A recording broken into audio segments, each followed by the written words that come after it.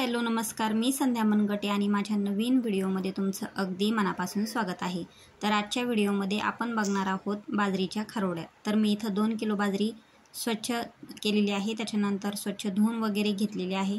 त्याच्यानंतर मी थोडीशी वाळू घातलेली आहे। आता ती आंबट ओलसर होती, तर नंतर भरडून आणली आणि 3 दिवस पाण्यामध्ये भिजत घातली।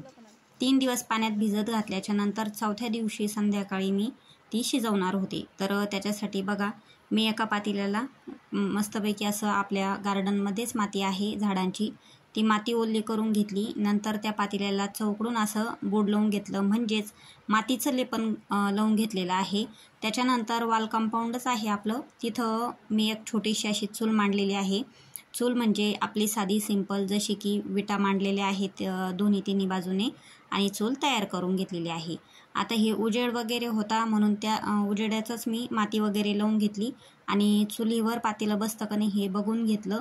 आणि तोपर्यंत मी थोडंसं म्हटलं आपली स्वयंपाकाची पण तयारी करून घ्यावी, कारण आपण असे काही नवीन कामं करायला गेलो की स्वयंपाकाला वगैरे उशीर होतो, मग खूप चिडचिड वगैरे होती। हे पण आले असते लवकरच, मग त्यामुळं मी कण्या शिजवायचं थोडंसं राहू दिलेलं होतं।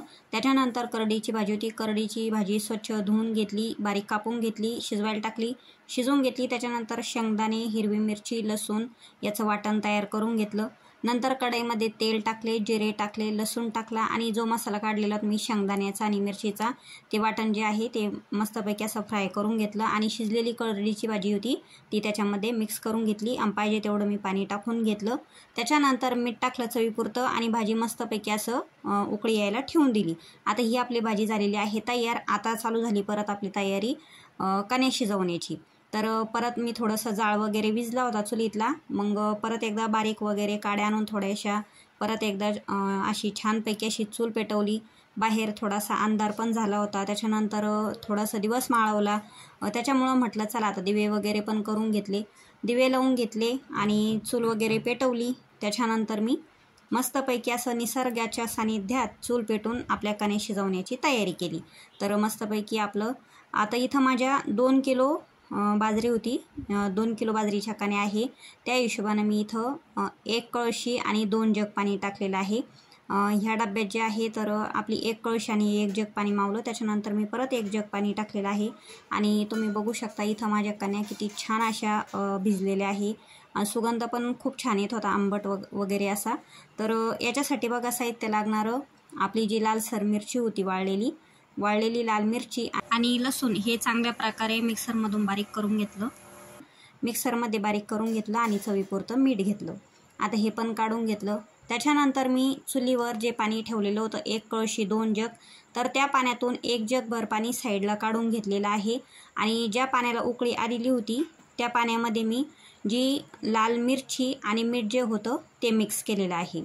आता हे टाकल्याच्या नंतर छानपैकी असा जाळ लावून घेतलेला आहे आणि हे जे मसाल्याचं पाणी आहे, ह्या मसाल्याच्या पाण्याला परत एकदा उकळी येण्यासाठी झाकण ठेवून दिलेलं आहे, कारण माझ्या सासूबाईंनी जशा मला कण्या शिजवायच्या सांगितलेल्या आहे त्यांच्या पाहूनच मी शिकलेली आहे। तर अशाच प्रकारे मी काय केलेलं आहे, त्या मसाल्याच्या पाण्याला उकळी आली आणि उकळी आल्याच्या नंतर जे आपल्याकडं तीळ असतात, तर मी 1 कपभर तीळ टाकले। 2 किलो बाजरीचं माप आहे, तुम्ही बघू शकता।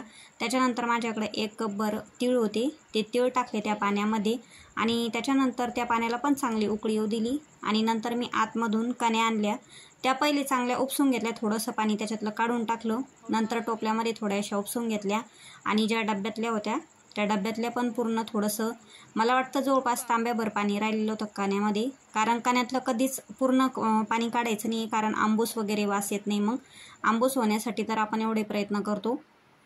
त्याच्यानंतर कण्या पूर्ण टाकल्याच्या नंतर मी जे हे बाजरीचं म्हणजे कण्याचं जे चाळून आपण पीठ काढतो साईडला, हे जे पीठ होतं मी ते साईडला, कोणी त्याच्यामध्येच ठेवतं, परंतु मी साईडला काढून ठेवले होतं। जशा माझ्या सासूबाई करतात तसंच मी पण केलं, ते पीठ साईडला जे काढून ठेवलेलं होतं ते पीठसुद्धा मी त्याच्यात ॲड केलं आणि ते पण चांगल्या प्रकारे असं हलवून घेतलं। त्याच्यानंतर बघा आपल्याला इथं 1 कळशी आणि 1 जग जे पाणी होतं ते पूर्णपणे लागलेलं होतं आणि 1 जग जे मी साईडला काढून ठेवलेलं होतं गरम पाणी, ते सुद्धा इथं लागणार होतं। मग मी असंच ते पाणी थोडं टाकून आणि अशा प्रकारे हळूहळू त्या चाटूने हलवत होते। त्याच्यानंतर एका साईडला मी काय केलं, थोडासा कमी जाळ करून घेतला आणि थोडंसं वाफेवर कण्या शिजू दिल्या। कण्या एकदम छान प्रकारे असे शिजलेले होत्या। समर्थला तर काही दमच निघत नव्हता कण्या खाण्यासाठी।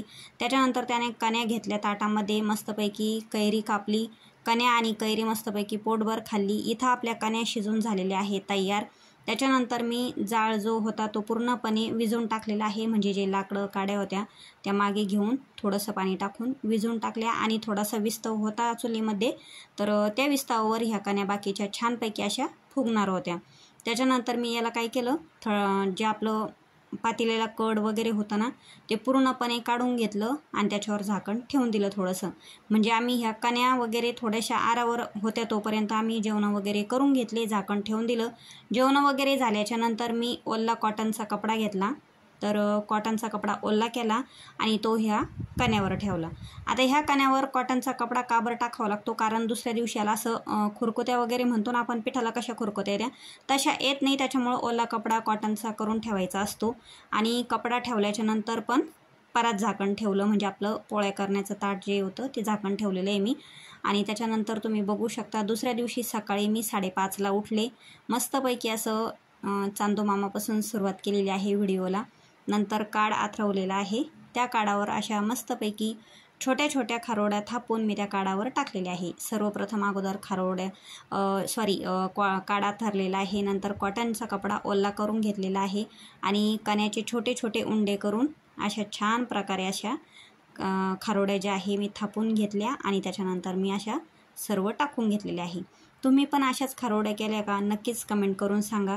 आणि मी तर बाबा माझ्या सासूबाईंचं बघून बघून शिकलेली आहे। माहेरी तर एवढ्या लवकर कोणी शिकत नसतं, परंतु मी माझ्या सासूबाईंनी शिकवलेले आहे मला अशा खारोड्या, म्हणून मी त्यांच्याच पद्धतीने केलेल्या आहे। तर अशा करता करता मी कण्या वगैरे पण शिजून झाल्या, खारोड्या पण झाल्या, एकदम छान अशा खारोड्या आलेल्या आहे।